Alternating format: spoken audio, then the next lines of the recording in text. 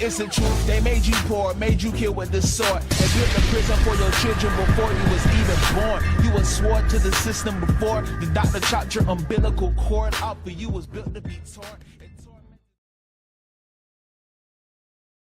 Things going on in the earth today, and people don't have the answers as to why these things are happening. Why all the pestilence happening? Why is all the blood coming? Why is all the destruction? Because Christianity is teaching us that God is all love. Well, if he's all love, why is Texas getting rained on? Okay, if America's supposed to be made great again, why is the Heavenly Father destroying it with flood, with famines, with pestilence? So it doesn't look like America's being made great again. It looks like the Most High is destroying it, just like he said he would do in the scripture. So bring it out, Jeremiah 10. The book of Jeremiah chapter 10 verse 1. Hear ye the word which the Most High speaketh unto you, O house of Israel. So this is what we have to come to. We have to understand that the so-called Negroes, Latinos, Native Americans, and Seminole Indians make up the lost tribes of Israel according to where they reside in the earth. So we need to wake up to that fact. All right? Read it again from the top. The book of Jeremiah chapter 10 and verse 1. Hear ye the word which the Most High speaketh unto you, O house of Israel. So the word that he's speaking to those people that are on this sign, all right, according to your nationality, that's who he wants to hear.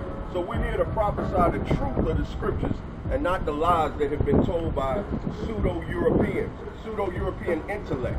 Because that's all that's being pushed out here today is information that is not the truth. All right? Finish what you got. Thus saith the Most High. Now this is what the Most High is saying to us as a nation. Come on. Learn not the way of the heathen. Learn not the way of the heathen. Like all this folly and stuff that's going on. You know, you'll hear music in the background. Everybody's celebrating. You know, this was the same thing they were doing right before the flood came during the times of Noah. That's right. The same thing they were doing in Sodom and Gomorrah. Like the scriptures tell you, it's nothing new under the sun. These are the same things. Our people still have the same behavioral patterns. You got people dying about in enormous proportions, and we out here partying. We're on the verge of a storm like the likes of which has never been seen before, and all you can do is sit around and party. Right. You know, I was watching the news, and one of the, in Florida, what they call those people, Floridians, one of them had a sign up boarded on his business, and he said his evacuation plan is to grab a beer and run. I mean, that's the intellect of these people, man, because the Most High will destroy this wicked nation, man, for its abstinence against the Most High. These people are indignant to the Most High and his word, man. They're abstinent. You know, so enough of the pseudo-European intellect. They trying to predict when the storm's coming. One time they say, well, it's coming this way. It's coming on the coast of Florida. Well, it's not going to all the island coast of it. It's going to make a right. How the hell you know it's going to make a right? You can't even make up your mind when you're driving and you're having road rage. You're going into the wrong lane, but you know when the storm will make a right. That's right. You know, if you were so smart, you would know that you've had the children of Israel in captivity and the Most High is bringing judgment. But whenever these calamities happen, all of a sudden they want to call it a natural disaster. But when you go to file insurance, they say that's an act of God. Which one is it? Make up your mind. Is it science? Is it just osmosis? Or is it an act of the Heavenly Father? Well, according to the scriptures and these prophecies, it's according to the will of the Heavenly Father. Bring it up. That's right.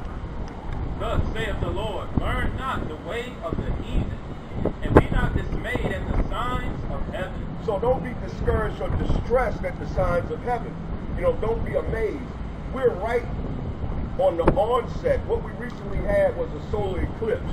And a solar eclipse, that speaks of the judgment of the Heavenly Father. What you're seeing in the earth today is the judgment of the Creator. You know, a lot of people don't want to accept that the Heavenly Father has more than one emotion. One of his emotions is anger and wrath and judgment. And that's what's happening in the earth right now. That's right. All right? So we got to get to the truth of the fact that the Heavenly Father is angry with America. The Heavenly Father is angry with what America has done to the forgotten people, the children of Israel, the so-called Negroes, Latinos, Native Americans, and Seminole Indians. All right? Read what you got. Thus saith the Lord, learn not the way of the heathen, and be Be not dismayed at the signs of heaven. Don't be discouraged at the signs of heaven, but the signs are something to point you to what's going on. So what's going on in the earth today? Why is all this destruction, mass destruction, hurricanes, pestilences, and rates that we have never seen before in history? Why is this going on? Why is the Heavenly Father angry? Well, give me the book of Deuteronomy 6, and let's start at verse 15. A lot of us don't understand, as the so-called Negroes, Latinos, Native Americans, and Seminole Indians, that the Heavenly Father is a jealous power. Now, what do I mean by jealous? I mean, he's angry, and he's upset for the things that we have done against him. And he's angry at this nation and all the world abroad for what it's done to the Heavenly Father. Here you go, brother. It has been apostate to the truth. All right? Read what you got. The book of Deuteronomy 6 and 16. You shall not tempt the Lord your God, as you tempted him in Manasseh. A lot of our people are still tempting the Heavenly Father with immorality, man. You know, with disrespect to his laws, statutes, and commandments. That's how you tempt the Heavenly Father. Because he said you shall have no other gods before me in the book of Exodus 20. But many of our people are going around following Buddha, following Islam, following Hinduism. The Heavenly Father instructed the people on this side, the so-called Negroes, Latinos, Native Americans, and Seminole Indians, not to learn those ways of the heathen and not to be dismayed at the signs of heaven. The signs are for a signal. And just like in the time of Noah, when the Heavenly Father prophesied through his prophet Noah to tell the people to come on in, judgment is coming, a flood is coming, what did they decide to do? They decided to ignore him, just like our people are doing today. Read what you got. The book of Deuteronomy chapter 6 and 16. Ye shall not tempt the Lord your God, Come on. as you tempted him in Manasseh. The same way that our people tempted the Heavenly Father in Manasseh, the same way we're doing today. We're tempting him how? With immorality. We're promoting gay and lesbian rights. And you think the Heavenly Father is excited about what's going on in the earth. Right. The wrath that we see in the earth, which most people call natural disaster, is an act of God. That's right. The Heavenly Father is angry with America for its crimes against the children of Israel. All right, there's judgment coming to the earth. Again, just like it was in the days of Sodom and Gomorrah, everybody was being given in marriage. They were drinking, they were having a nice time. But guess what came upon them? Sudden destruction. Read. And thou shalt do that which is right. So the Heavenly Father charged the nation of Israel, the so-called Negroes, Latinos, Native Americans, and Seminole Indians, to do what's right. What's right? What's right is not being promoting lesbian and homosexuality. That's right in the eyes of the Heavenly Father. But in the eyes of man, that's wrong. Why do you think these floods are coming? The same reason he destroyed Sodom and Gomorrah, the same reason he will destroy America. I don't know why we can't put it together. What part of a house divided against itself won't stand, don't you get? That's right. Read on. Verse 17. You shall diligently keep the commandments of the Lord your God, and his testimonies, and his statutes, which he hath commanded you. This is what we're to do as a people, to keep the commandments, not go around here celebrating gay pride, not celebrating Christmas, not celebrating Easter, not learning all the ways of our oppressors. We're to keep the commandments. We're to do what is right if you want to be saved in the imminent day of destruction. And if you can't see that the earth is being destroyed right now, then something's wrong with you. Come on. Verse 18. And thou shalt do that which is right and good in the sight of the Lord, that it may be well with thee, and that thou mayest go in and possess the good land which the Lord swore unto thy father. Now, what's right and good? What's right and good? Because you may say, well, I'm doing what's right according to how I feel. I'm a decent person. I love everybody. Let's see if that's right according to the Bible. All right, let's see if you're doing what's right and good according to the Bible. Bring it up. And the Lord commanded us to do all these statutes, to fear the Lord our God for our good. What statutes is he talking about? The same ones that he gave to the children of Israel on Mount Sinai. All right?